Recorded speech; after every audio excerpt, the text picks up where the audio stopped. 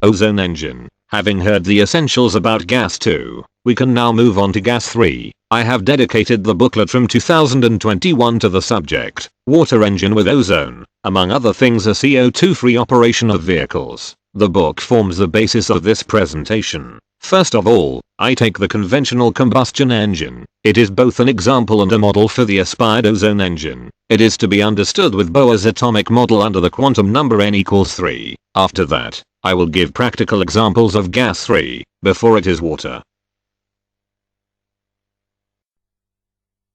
The triatomic gases delivered by the gasifier is present in the known structure as O and C, and O is a double bonded molecule and with 8 electrons in the ring. If it is compared with a diatomic gas, for example oxygen O2, CO2 is heavier, although the O2 also has 8 ring electrons. In the engine, the material is first compressed, partly to n equals 1 and then expanded to n equals 3 in the power stroke. An ignition pulse is necessary, because the innermost electrons are not available, as they are needed in the ring. Furthermore, a total of 18 electrons must be shot out onto the expanded ring. This can only be done with an ignition spark. CO2 has a total of 22 electrons, which are 4 surplus electrons that serve to hold the molecule together. In the past, vehicles emitted the exhaust gas unfiltered and you could get angry about the blue flag. Whereas today the exhaust gas is cleaned in a catalytic converter, that is converted from n equals 3 back to n equals 2.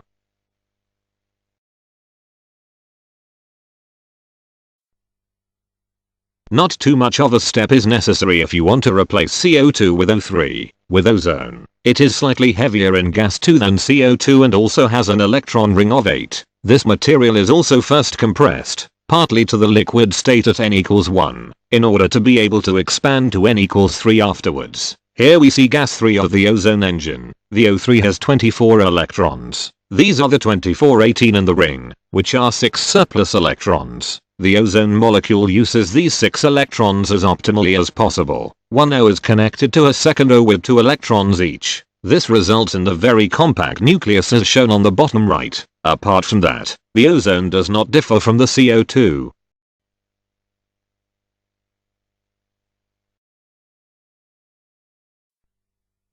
As the discoverer of ozone, Christian Friedrich Schonbein described this allotrope in 1839, that 2 structural forms in the gaseous state are stable next to each other. To his colleagues, however, this fact seemed too peculiar for his simple interpretation to be accepted. It is time to make up for this omission. Now we come to point 2, the practical use of gas 3, the nitrous oxide explosion in 2020 that devastated the port of Beirut, and the wood gasification engine, with which I would like to begin.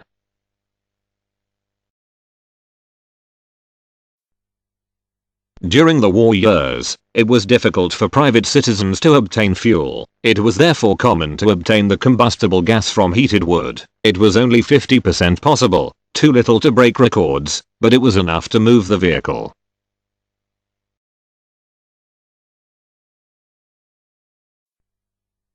Another use was the very popular tuning of racing cars via N2O, via so-called nitrous oxide. The gas is normally, to be exact, from the boiling point of -88.5 degrees in the state of n equals 2. This changes from the critical temperature of 300 degrees Celsius onwards. The molecule has 22 electrons, of which 18 are sent into the ring. The remaining 4 bind the nucleus with N and O, and N nitrous oxide can also be used as an explosive, even unintentionally, as for example in the port area of Beirut in 2020, where 2,750 tons of ammonium nitrate were accidentally heated to over 170 degrees. In fact, the original solid was explosively transformed into gas 2, nitrous oxide and water. What followed only 30 minutes later was much more powerful and covered the whole city. In the second phase, the nitrous oxide N2O was converted and expanded to many times its original volume at more than 300 degrees Celsius. The result was an explosion of the nitrous oxide. One got an impression of the power contained in gas 3 at n equals 3 compared to gas 2 at n equals 2.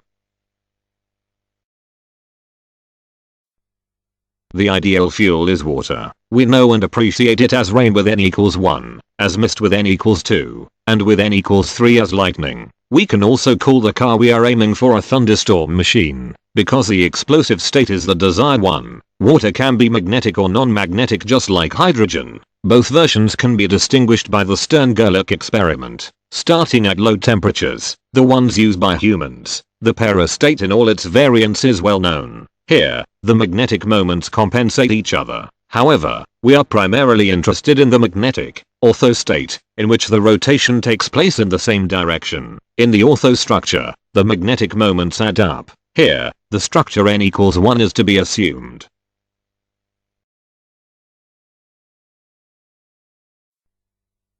From 100 degrees Celsius, the water will boil. It has all 8 electrons in the ring and additionally 2 belonging to the hydrogen. They form dipoles and attach themselves with the negative end to the 8-fold positively ionized nucleus. In this way, they each latch onto a field line and make no significant contribution to the structure of the oxygen. They merely increase the diameter slightly, making them somewhat lighter. With brown gas, the structure of water gas is reached earlier, at below 100 degrees. When I stand under a shower, a mirror already fogs up at about 30 degrees. Even colder seawater causes fog to rise. In these cases, 2 individual water molecules have joined together. They now have the structure of O2. This would mean that they would initially mix with the oxygen by having the same ring size. But now 4 hydrogen dipoles are added, increasing the diameter. This means that we are not constantly standing in the fog but are looking at the clouds from below. So if a cloud with n equals 2 consists of H4O2, it will become H2O2 times n equals 1 when it decays, which means it will rain.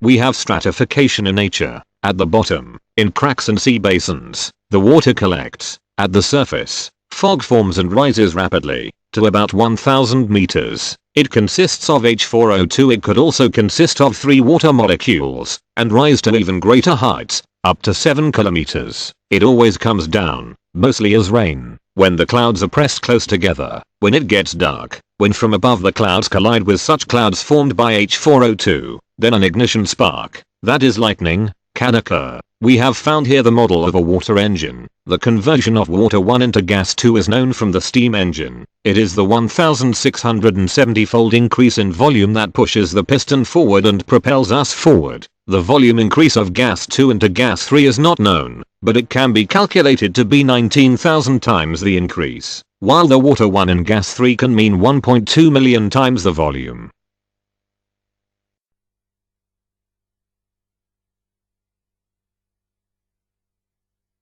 We come to the experiments with water gas with ozone and how a 2-stroke and how a 4-stroke could be constructed. First, the explosive mixture must be formed from 3H2O. They must be in a magnetic ortho structure and not compensate each other. This is expediently achieved by an external magnetic field. This can also be done perpendicularly to it by an electric field. The aim is to produce as much H6O3 as possible.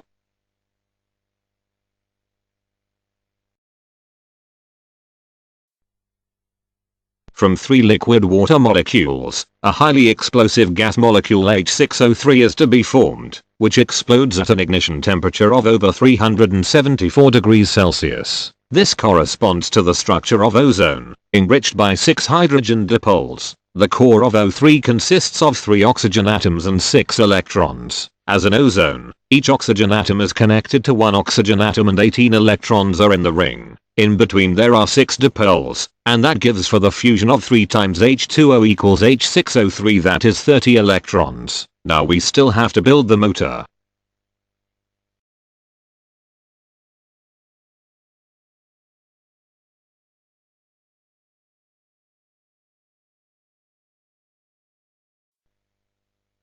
The model is supposed to be the combustion engine. It works with a gas-air mixture. We, on the other hand, work with a commercially available HHO cell that produces an H4O2 gas mixture from water. The gas mixture can be injected into the engine. The magnetic alignment is to be done in the reaction chamber, never before. The first cycle is the suction and partial alignment at n equals 2. The second cycle is the compression and also the alignment at n equals 1. The third cycle is the ignition and expansion to n equals 3, the working cycle, and the fourth cycle is the ejection.